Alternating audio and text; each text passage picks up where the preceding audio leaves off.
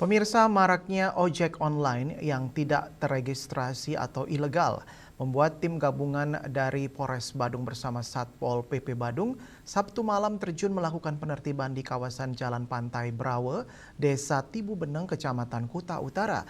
Upaya ini dilakukan untuk mengantisipasi aksi kriminalitas yang dapat mengancam wisatawan akan keberadaan ojol ilegal. Puluhan petugas gabungan dari Polres Badung dan Satpol PP Badung terjun melakukan aksi penertiban di dua titik di sepanjang Jalan Pantai Brawo, Desa Tibu Beneng.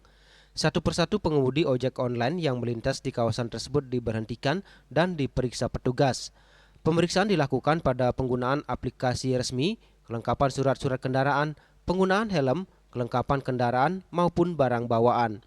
Dalam pengecekan ojol resmi terregistrasi atau tidak langsung dilibatkan petugas dari perusahaan pemilik aplikasi. Dalam aksi penertiban ini masih banyak ditemukan ojol yang tidak menggunakan helm saat berkendaraan, penumpang yang tidak menggunakan helm, melepas plat nomor kendaraan maupun menggunakan jaket lain yang identitas tidak sama dengan aplikasi yang digunakan. Kabag Ops Polres Badung, Kompol Igusti Nyoman Sudarsana mengatakan dilakukan aksi penertiban ini untuk menindaklanjuti banyak laporan akan keberadaan ojol ilegal yang cukup meresahkan masyarakat maupun wisatawan.